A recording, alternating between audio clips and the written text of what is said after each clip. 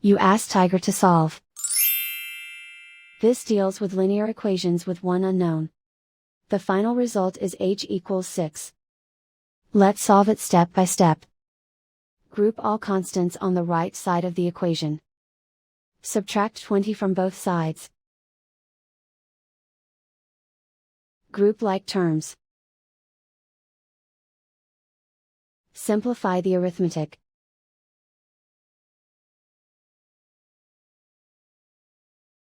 Isolate the h. Divide both sides by -3. Cancel out the negatives. Simplify the fraction. Cancel out the negatives. Find the greatest common factor of the numerator and denominator. Factor out and cancel the greatest common factor. And so the final result is h equals 6.